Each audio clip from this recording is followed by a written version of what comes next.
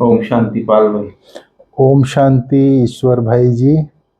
पाल भाई, आज की मुरली रिवीजन में बाबा आज तो खास बच्चों को वैराग दिला रहा है इस दुनिया से कि बच्चे तुम्हें इस दुनिया से बेहद का वैराग होना चाहिए, क्योंकि बाप तुम बच्चों के लिए नई दुनिया की स्थापना कर रहा है। तो बाबा हमको शांति का भी महत्व बताया है, साइलेंस का, कि किस तरह साइलेंस में लोग बोलते शांति माना कि शरीर छूट जाए तो शांति हो जाए, लेकिन बाबा ने शांति धाम का जो महत्व बताया शांति में रहने का, तो बाप बोलता जीते जी मरना, इस शरीर में रहते हुए इससे डिटैच होके परम धाम में बाबा को याद करना, जिससे बाप टीचर सदगुरु बन जो शिक्षा देता है, तो सदगुरु सदगति देता है हमको, गति सदगति। तो इस तरह बाबा बोलता है कि बच्चे, शांति का भी रियल अर्थ ये है कि जीते जी मरने का बाबा सिखाता है, साइलेंस में जाने। तो बाबा हम बच्चों को खास आज इशारा ये दे रहा है कि इन आंखों से जो कुछ भी आप देख रहे हो ये सब खत्म होने वाला है, कि भी नई दुनिया आने वाली। तो ये ज्ञान ही नई दुनिया के लिए बाबा ने दिया हमको। तो पूरी मुरली में बाबा ने वैराग की बात कही, किस तरह में इस दुनिया से वैराग होगा, तो उसके ऊपर बाबा ने सारी बातें बताई। तो आप थोड़ा क्लियर कीजिए किस तरह बाबा ने इनको इतनी सारी पॉइंट्स बाबा ने बताई मुरली में, वैराग के बारे में और नई दुनिया के बारे में। फिर याद के बारे में बताया कि कैसे बाबा को याद, वैराग कैसे आएगा, किस कौन सी स्मृति से वैराग आएगा, तो ये सब, और कौन सी स्मृति होनी चाहिए, ये सब बातें बाबा ने बताया। थोड़ा बताइए बाबा। ओम शांति ईश्वर भाई। ओम शांति। आज 8 अप्रैल 2024 की मुरली हम लोग रिवीजन कर रहे हैं। जी बाबा ने कहा है, मीठे बच्चे, इन आंखों से जो कुछ देखते हो जी, यह सब खत्म हो जाना है, इसलिए इससे बेहद का वैराग्य। बाप तुम्हारे लिए नई दुनिया बना रहे हैं। जी इन आंखों से जो कुछ दिखाई दे रहा है यह सब खत्म हो जाना है। जब ब्रह्मा बाबा को साक्षात्कार हुआ विनाश का, सारी दुनिया खत्म हो रही है और नई दुनिया बन रही है, हैं? जी। अभी हम लोग हैं तो इसी दुनिया में, जब खत्म होगा जब खत्म होगा, लेकिन यहाँ रहते हुए हमको बेहद का वैराग्य। बेहद का वैराग्य माना बुद्धि से वैराग्य। रहना यही है, लेकिन उसमें ममत्व नहीं रखना है। सन्यासी लोग भी वैराग्य करते हैं, वो लोग घर बार छोड़ के चले जाते हैं, अपने परिवार को छोड़ के, बाल बच्चों को छोड़ के, लेकिन हमको घर बार परिवार छोड़ करके वैराग्य नहीं करना है, जंगल में नहीं जाना है। यह सब इन आंखों से जो कुछ देख रहे हैं ये खत्म जरूर होना है, लेकिन खत्म होने का उसका अपना प्रोसेस है। जब नई दुनिया स्थापना हो जाएगी तब पुरानी दुनिया खत्म होगी। कहीं भी हमारा ममत्व नहीं होना चाहिए, बस वैराग्य, बेहद का वैराग्य। बेहद का वैराग्य माना बुद्धि से वैराग्य, बुद्धि उसमें फंसी हुई ना हो। ब्रह्मा बाबा ने यही किया ना। ब्रह्मा बाबा के सामने एकदम स्पष्ट था, जो कुछ इस दुनिया में दिखाई दे रही है वो सब खत्म होने वाली है। यूज किया, इसी संसार में रहा, इसी संसार में रह के पुरुषार्थ करके संपूर्ण बना, लेकिन बुद्धि बिल्कुल डिटैच, कमल पुष्प के समान न्यारा और प्यारा। नहीं समझ में आया? ब्रह्मा बाप प्रैक्टिकल उदाहरण है। बाप तुम्हारे लिए नई दुनिया बना रहे, इसलिए बेहद का वैराग्य। प्रश्न है, तुम बच्चों को साइलेंस में कौन सा रहस्य समाया हुआ है? तुम बच्चों की साइलेंस में कौन सा रहस्य समाया हुआ है? उत्तर में बाबा ने कहा है, जब तुम साइलेंस में बैठते हो तो शांति धाम घर को याद करते हो। तुम जानते हो साइलेंस माना जीते जी मरना। यहाँ बाप तुम्हें सदगुरु के रूप में साइलेंस में रहना सिखलाते हैं। तुम साइलेंस में रह अपने विकर्मों को दग्ध करते हो। तुम्हें यह ज्ञान है कि अब घर जाना है। दूसरे सत्संग में भी शांति में बैठते हैं, लेकिन उन्हें शांति धाम का ज्ञान ही नहीं है। जब तुम साइलेंस में बैठते हो तो किसको याद करते हो? शांति धाम को। शांति धाम घर को भी याद करते हैं, और घर को याद करना माना शांति के सागर बाप को भी याद करना, उसमें इंक्लूड है। शांति सागर बाप को याद करते हैं मीन्स घर में याद करते हैं, तो घर भी याद आता है। अब तुम जानते हो साइलेंस माना जीते जी मरना। जीते जी मरना मीन्स जैसे कोई व्यक्ति मर जाता है, पुराने मित्र संबंधी पुराने संस्कार सब वही वही रह जाता है, नया संबंधी नया संस्कार सब बनता है। उसी प्रकार हमारा जो है, हम लोग इसी शरीर में रहते हुए जीते जी मरना होता है हमारा, इसको मरजीवा जन्म कहते हैं। तो हम लोगों की दृष्टि, वृत्ति, स्मृति सब परिवर्तन हो जाता है। हमारा संबंध संपर्क भी दैहिक से रूहानी हो जाता है, लौकिक से अलौकिक हो जाता है। ये होता है जीते जी मरना। और बाप तो हमें सदगुरु के रूप में साइलेंस में रखना सिखला रहे हैं। सदगुरु गति सदगति देता है।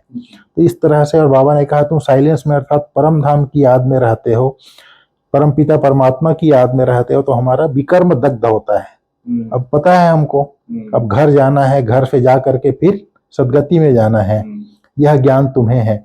बाबा दूसरे सत्संगों का कंट्रास्ट बताते हैं, फर्क बताते हैं कि दूसरे सत्संग में भी शांति में बैठते हैं, लेकिन उस परम धाम का ज्ञान नहीं है, क्योंकि साधु संत भी नेति नेति कहते हैं, परमात्मा का उनको भी पता नहीं है।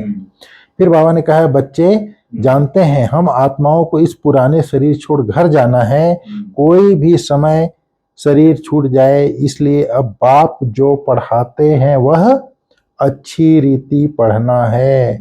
बाप जो है सुप्रीम टीचर भी है, सदगति दाता गुरु भी है, उनसे योग भी लगाना है। बाबा कहता है जब तक आत्माएं पवित्र नहीं बनी है तब तक घर वापस नहीं जा सकते। जाना तो सबको है, इसलिए पाप कर्मों की पिछाड़ी में सजाएं मिलती है। अगर कोई पाप हो गया तो फिर पद भी भ्रष्ट हो जाता है, फिर मानी मोचरा भी खाना पड़ता है, इसलिए क्योंकि माया से हार जाते हैं। बाप आते ही है माया पर जीत पहनाने, परंतु गफलत से बाप को याद नहीं करते। यहाँ तो एक बाप को ही याद करना है। भक्ति मार्ग में भी बहुत भटकते हैं, और जिसको माथा टेकते हैं उनको ही नहीं जानते, फिर बाप आकर भटकने से छुड़ा देते हैं। समझाया जाता है ज्ञान है दिन, भक्ति है रात, रात को ही धक्का खाया जाता है। ज्ञान से दिन अर्थात सतयुग और त्रेता, ज्ञान है दिन अर्थात सतयुग और त्रेता। तो इस प्रकार से भक्ति माना द्वापर कलयुग, रात अर्थात द्वापर कलयुग। इस तरह से बाबा ने कहा है। फिर बाबा कहते हैं तुम मुझे याद करो तो विकर्म विनाश होंगे। याद को ही योग अग्नि कहा जाता है। तुम सब ब्राह्मण हो, योग सिखलाते हो पवित्र होने के लिए, और दुनिया वाले जो ब्राह्मण हैं वो काम चिता पर चढ़ाते हैं शादी करा के। उन ब्राह्मणों और तुम ब्राह्मणों में रात और दिन का फर्क है। उन ब्राह्मणों और हम ब्राह्मणों में रात और दिन का फर्क है। वह है कुक वंशावली, तुम हो मुख वंशावली। हर एक बात समझने की है, बोलता है बाबा। तो बाप को याद करो तो विकर्म विनाश होंगे और बेहद बाप का वर्षा मिलेगा। और जित बाप को याद करेंगे तो विकर्म विनाश होंगे, और फिर क्या होगा, बेहद के बाप का वर्षा मिलेगा। फिर जितना जितना दैवी गुण धारण करेंगे और कराएंगे उतना उच्च पद पाएंगे। बाप आते ही पतितों को पावन बनाने, तो तुमको भी यह सर्विस करना है। क्या करना है? सर्विस करना है। सतयुग को पूरा सुखधाम कहा जाता है, त्रेता युग को सेमी सुखधाम कहा जाता है, जैसे चंद्रमा की कला कम। फिर बाबा कहते हैं बाप भी सर्वशक्तिवान है, माया ही सर्वशक्तिवान है। बाबा माया पर जीत पहनाते हैं और माया फिर रावण माया हरा भी देती है। इसलिए बाबा कहते हैं बच्चे अब तुम्हें जाना है, श्याम से सुंदर बनना है, इसलिए मुंह काला मत करो, अर्थात विकार में मत गिरो, बोलता है बाबा। इस समय तुम महिमा लायक हो। वंदे मातरम गाया जाता है क्योंकि तुम श्रीमत पर, माताओं की सेना है ना ये, माताओं ने ही श्रीमत पर ज्ञान दिया है। माताएं सबको श्रीमत पर ज्ञान देती है, माताएं सबको ज्ञान अमृत पिलाती है। यथार्थ रीति से तुम ही समझते हो। शास्त्रों में तो बहुत सारी कहानियां लिख दी हैं। फिर बाबा ने कहा है अब मूल बात है रचयिता और रचना के राज को जानना, जिनके लिए ऋषि मुनि भी नेति नेति करते गए। अभी तुम बाप द्वारा सब कुछ जानते हो, अर्थात आस्तिक बनते हो। माया रावण सब कुछ भुला के नास्तिक बना देती है। फिर बाबा ने कहा है सार के लिए सदा स्मृति रहे कि हम ब्रह्मा मुख वंशावली ब्राह्मण हैं, हमारा सबसे ऊंचा कुल है, हमें पवित्र बनना और बनाना है। जी। पतित पावन बाप का मददगार बनना है। बाबा ने कहा याद में कभी गफलत नहीं करना है। देह अभिमान के कारण ही माया याद में विघ्न डालती है। जी।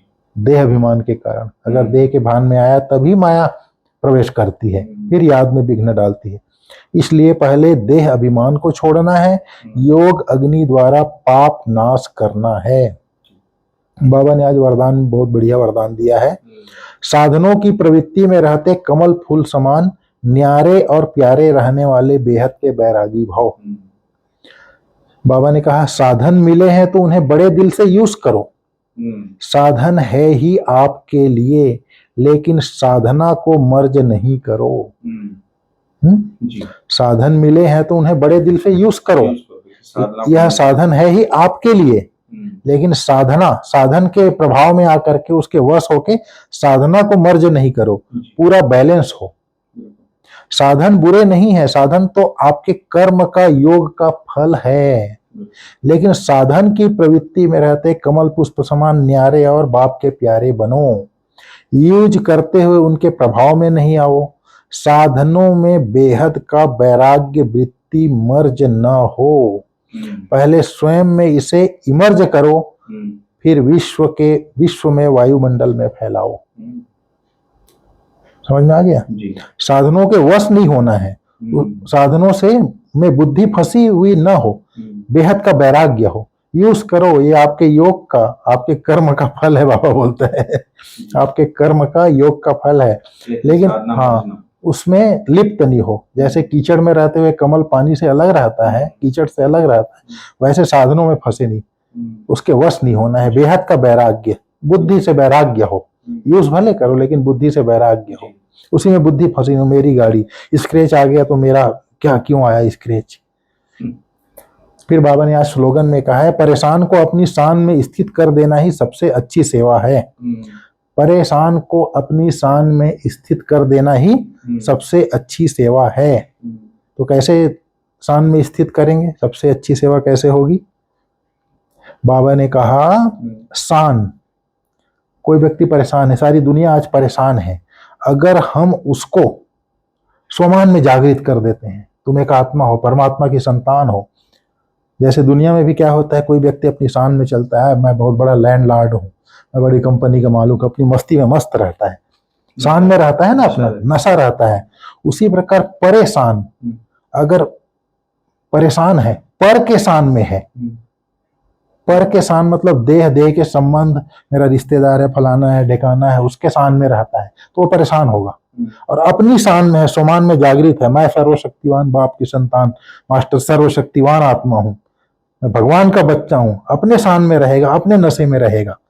तो परेशान है सारी दुनिया, उसको उसके स्वमान में जागृत करके तुम एक आत्मा हो, परमात्मा की संतान हो, श्रेष्ठ शान में स्थित कर देना ही सबसे श्रेष्ठ सेवा है, सबसे अच्छी सेवा है। ओम शांति।